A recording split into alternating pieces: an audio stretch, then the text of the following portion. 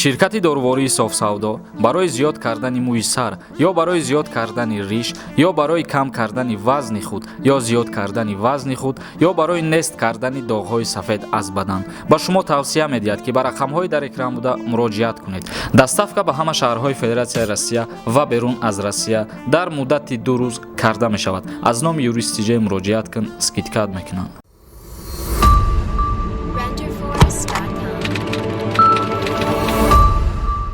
ассалому алайкум ба ҳама тамошобинони барномаҳои Сорбон Сафаров канали ЮРИСТ. имрӯз мо як мавзӯъро камтар таҳлил мекунем ва дар бораш сухан мекунем, ки чун дар ин мавзӯъ бисёр савол ба мо пешниҳод мекунанд. яъне бисёри нафарҳо савол метиҳанд ки оё вақте ки аз Федератсияи Россия бо ин рейсҳои чартерӣ ба ҷумҳурии Точикистон меравӣ, дар ин ҳолат депортатсия мекунанд ё ин ки не, ва баъдан боз дар бораи дар соли 2021 Гражданство Гирифтан аз Федератсияи Россия. ҳозир мо дар ҳамин ду мавзӯъ ба шумо мефаҳмонем. агар мутобиқи қарори президенти Федератсияи Россия мо бигирем, то 15 марта ҳар нафаре ки ҳуҷҷатгузориҳош аз рӯи қонуну қоидаи Россия буд ва регистратсия дошт, патент месупорид, умуман ба ҳуҷҷат дар Россия гаштугузор мекард ва пас аз 15 март бо қарори президент Путин барои муҳоҷирон, барои мигрантҳо, яъне ки осонӣ оварда шуд ва иҷозат дод ки муҳоҷирон тӯли якчанқа бе патент ва бе регистратсия гаштугузор кунанд. агар ҳамин чиза ба назар бигирем, баъд аз 15 март ҳамин кирдорҳо ба амал омадагӣ боша, шуморо набояд ки депортатсия кунанд. яъне ки дар иҷа қарори президент хичай ва пас аз уе ки мисол боз гуфтанд патента бояд пулша пардохт кунӣ, лекин бар замиӣ то 15 декабра боз регистратсияро озод карданд барои супоридани муҳоҷиро.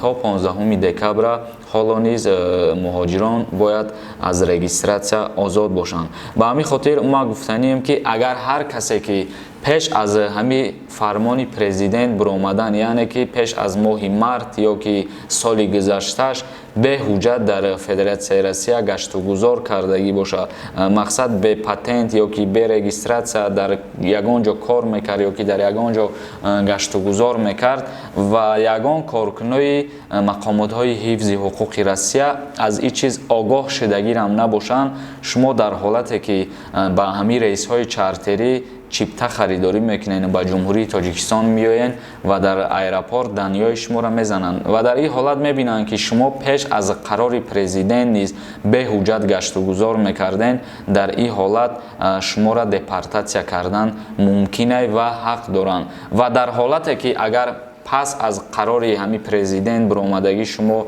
бе патент ё ки бе регистратсия гаштагӣ бошен, вақти Тоҷикистон меоен, набояд ки шуморо депортатсия кунанд ва дар ин ҳолат депортатсия намекунанд, чунки ин чиз аз сабаби барқасдонаи шумо набуд, яъне ки шумо барқасд бе патент ё ки бе регистратсия гаштугузор кардагӣ нестен. аз сабаби беморӣ президенти Россия худаш иҷозат дод, қонун бировард ки то як муддат муҳоҷирон яъне мигрантҳо метавонанд ки дар Федератсияи Россия бе патент ё ки бе регистратсия кору фаъолият кунанд ва гаштугузор кунанд.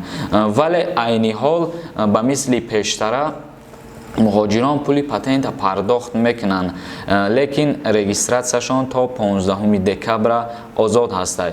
ва боз президенти Россия як осонии дигар дар ҳамун қарори бировардагиш овардагӣ буд ки баҳри студентҳо, яъне студентҳое ки дар давраи беморӣ ба ватанҳои худшон нарафтану дар Россия истоданд, ба ӯво низ як роҳи осонӣ овард.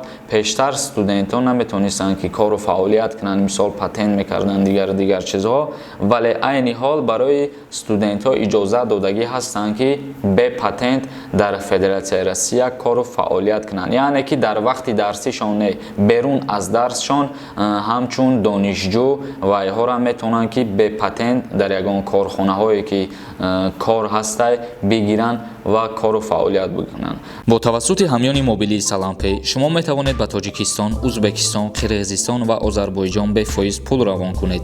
барои ин салампейро аз Play Market ё App Store ба телефонатон насб кунед ва тугмачаи переводро зер карда давлати лозимаро интихоб мекунеду ҳаҷми пулро нишон медиҳед. салампей ба шумо қурби асъори баландро пешниҳод мекунад. баъдан ному насаб ва корти қабулкунандаро пур мекунеду дар саҳифаи дигар ҳамаи маълумотҳои шиноснома ва суроғаи истиқомататонро дар Россия ҷойгир мекунед ва ин як бор пур карда мешавад. агар ҳамаи маълумотҳои пуркардаатон дуруст бошад, пас метавонед саҳифаи дигар гузареду маълумотҳои корти бонкиатонро дохил кунеду пулро бефоиз ба корт ё номи лозима интиқол диҳед. маълумотҳое ки як бор дохил мекунед дар салампей нигоҳ дошта мешаванд ва барои бори дуввум маълумот пур кардан лозим намешавад. салампей аввалин ҳамёни мобилии ҳалол барои интиқол додани пул мебошад ки фоиз намегираду шумо низ гунаҳгор намешавед. барои скачат кардани приложения аз ссилкаи зери видео истифода баред.